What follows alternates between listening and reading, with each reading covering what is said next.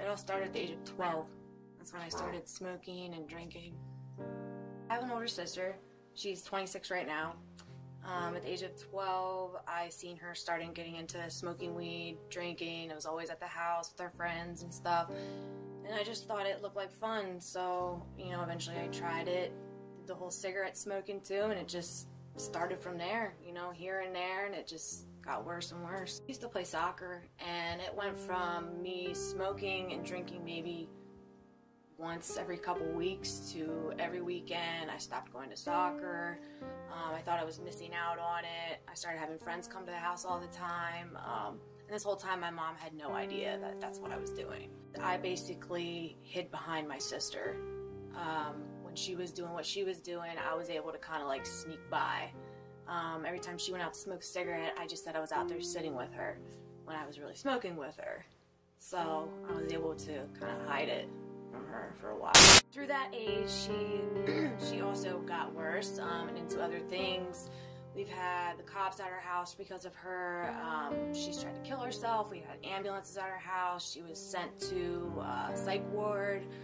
I mean, she used to come after me with like forks and knives, and it was just constant chaos with her. So I was able to basically sneak by like I wasn't even doing anything wrong. Anytime like I was using or doing anything wrong, like I didn't want to talk to my mom, I didn't want to talk to my dad, I didn't want to talk to my sister or any of my clean friends, you could say, just for the simple fact that I felt horrible, and I didn't want them to know that that's what I was doing. And I knew if I was talking to them, they'd be able to tell, but in the same sense, they knew anyway because I wasn't talking to them. I moved to California when I was 14. That's when I started going to raves. I literally went, from the first time I went every single weekend. And that's when I started doing the ecstasy, I started doing ketamine, started taking acid, shrooms, I mean, you name it, all of that. And as I was doing that, I started meeting more people. I started getting into, you know, doing the uppers, and literally like that was from the age of 14 to 18. I'd literally done like everything. So. When did you get into heroin? When I was 18, I did do heroin for about a month. I went straight to shooting it up. I didn't sniff it, none of that. After that month, alright, I moved back from California when I was 18. My mom kicked me out of the house, and I came back to Pennsylvania for 8 months, and that last month before I went back to California is when I did the heroin. So when I went back where I was living, it was a new area, I didn't know nobody, and I didn't touch it again for 2 years. But after those 2 years is when I got the California heroin, which is the black tar. So I was smoking that for like 8 months, and then after that I started shooting it up. And that's just when that's when I started doing things that I wasn't proud of doing for the drugs. So that's just where it all like really went out of hand, like out of control. There was nothing about your childhood that caused a lot of trauma or anything? I mean, I've never had anything, you know, as far as sexually happen to me, but my parents split up when I was probably like 2 or 3 years old, and my dad, he's a very like selfish, for better lack of words, bastard. But he like, I don't know how to explain it. He was not just physically harming me, but mentally, like, really bad. Like, I'll just give you one example. Like, this just happened out of nowhere. He thought me and my sister loved our mom more than him. We had a room fixed up in the basement, and he made me go down there, and he yelled down to me, "Now you can stay down there until you rot." And this was at like the age of like 7. You know what I mean? He just did stuff like this all the time. Like, we had to finish our meals and our plate, you know what I mean, before we could leave the table. Well, at this time I had a stepsister. She's no longer my stepsister anymore. And she ate everything, and she ended up puking on her plate. And then he said, "Now you can eat that." And she was literally about to take a bite, and my stepmom came in. So like, he was just twisted. What was his problem? I don't even know. He doesn't have any drug problems. Is this your biological father? My biological father. My mom did tell me that he did have, anger issues and stuff like that growing up, but... You think? Yeah. But, nothing I can pinpoint, but he was always the type of person that no matter what I did, it was not good enough.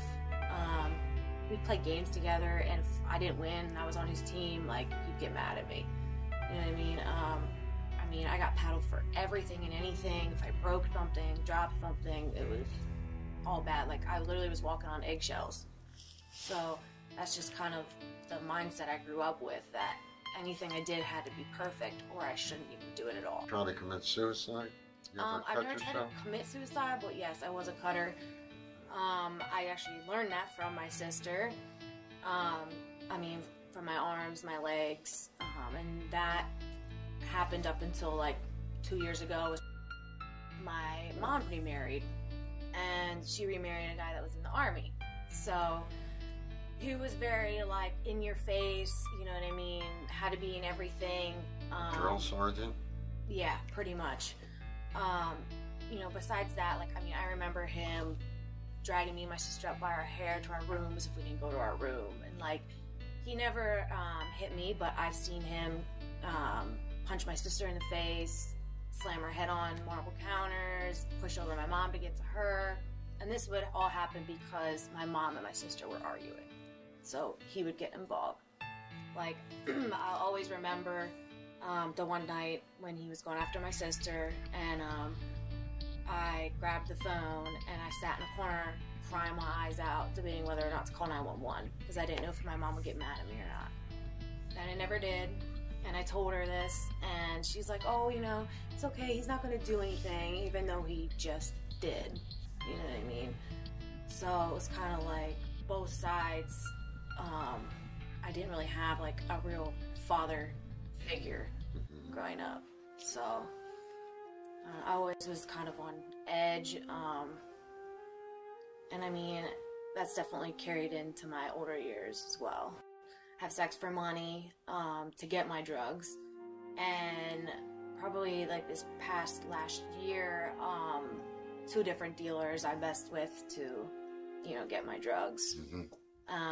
And that usually only happened when I was really sick, desperate, that I'd rather go do something like that than try and rob somebody. I lived with my mom 2 months. That's it. I've always lived with a friend or a boyfriend. So my mom hasn't really intervened in my life too much as far as raising me. And I've tried coming back home, but she won't allow it. So it's something I've just kind of accepted, and you know what I mean? So essentially she has neither daughter? No. Okay. She's there. Right now she's helping me. Does she look at herself and ask, what did I do wrong? She does. She does say that to me all the time. She'll call me or even text me, really upset. What did I do? Is there something I could have done? Or, you know what I mean? And I don't really know what to say to her. It's just kind of one of those things I've accepted. And my dad's not even really in my life at all. I very rarely talk to him. He really hasn't been. And I have this huge resentment against him, for everything that he's done and put me through, So I overdosed last year, and when that happened, it got put in the newspaper. And when it got put in the newspaper, everybody stopped talking to me. And the couple that still were talking to me, those relationships got ruined because of an ex-boyfriend of mine. Basically trying to use my friends to get money. We were both in addiction together, using heroin. And he would hit up my friends for money, so they stopped talking to me. So as of right now, I have women in my recovery house, a few people I've met, a guy I'm in a relationship with right now, his mother, and that's just pretty much it right now, I'm working on it. I'm building, you know. But I know it's not going to come quick. So, the main reason why I used, because I didn't like how I felt about myself at all. It was so I could be a responsible person. Was that, I mean, that was from growing up, you've always felt that way. Yeah. You know, I would imagine that wasn't something just brought on, maybe enhanced by the drugs. Yeah, exactly. Or exasperated, but not a result of. And that's a feeling that just... Yeah, it just got worse. Yeah. It's pretty much just trying to kill pain. Yep. Just to cover everything up, and then in the end, it just makes it worse. Yeah. So that's the insanity. Keep doing it. In my daily life, the things that I do, it's like I hear his voice in the back of my head telling me, "Why even try this? You're just gonna fail." You know what I mean? Like just stuff like that. You know, like you're not good enough. You know. Sure. So that's what holds me back a lot. Younger, before I can remember, that like me and my sister, if we were, you know, running around the house crazy, like my dad would tie us to a chair. Like, what? You know what I mean? So I don't know everything that's even happened to me as a child that has affected my growth and, you know, the way I think. So it kind of blows my mind a little bit, you know? Yeah. See somebody treating their child some type of way, yelling, whatever, like I get like really anxious. Like I want to go say something, or I gotta walk away, like right away. It was 6 months, and that's 6 months playtime was since the age of 12 off of everything. So it's definitely taking its toll on me physically too. Because now I found out I have a heart murmur now, and when I was in rehab, like every time I stood up, like I was getting dizzy and like was gonna black out, and they couldn't figure out what it was, and they finally took my blood pressure from sitting to standing, and normal it was 120/80, and every time I stood up it was dropping to 75/60, like in a second. That's a common. Yeah, and like I never knew like what it was. I mean, it still happens to me occasionally now, you know what I mean? Not as intense as it was right then, but it's still happening. And from shooting up that first month before I moved back to California, when I first was doing it, I'd gotten my first abscess under my arm, and I ended up having to be in the hospital for 3 days because of it. And they actually had to put me to sleep to remove it. And, you know, normally they just numb you, you know, get rid of it, but they had to put me to sleep because it was so bad. So ever since that day, now I continue to get them, and I probably will for the rest of my life. You continue to what? To get them. To get abscesses. Okay. Whether I'm doing drugs or not. Just kind of like once you get one, you continue to get it. Disorder? Kind of, I guess. I mean, like the first one, they had gotten it. There were traces of MRSA in it, and they'd gotten it before it spread to the rest of my body. So I'd gotten lucky. That would have spread to my body, I would be really screwed right now. But, yeah, like, you know, like I said, once you get your first one, usually you continue to get them for the rest of your life. Have you been tested for hepatitis and things like that? All of that. Do you have any problems producing estrogen, or? No, I don't. As of right now, no. Okay. Because that's also. I have. You have had that problem. Yeah, I've had issues with it, but as of right now, it's been good. Yeah. Do you still have that affinity? Do you still get that urge? What, like cravings and stuff right now? Since I've been on the Vivitrol, I actually haven't. It's actually been really even hard to think of the feeling that heroin used to give me. But prior to the Vivitrol shot, oh my gosh, all the time. All the time. And I mean, I don't know if it is because of the, you know, naltrexone and, you know, the mental state of it too, knowing. I'm not sure. But more than anything, the things that would take me out, not so much the cravings, it's, you know, my mental my mental state, you know, getting in those depressive states or those really anxious states. Same with financial, which makes no sense. I can't pay this. Oh, let me go spend what little I have on getting high. You know? Sure.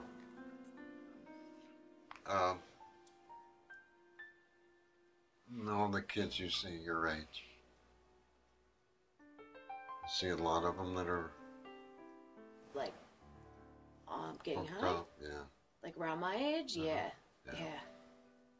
Where I just was, they had an adolescent program.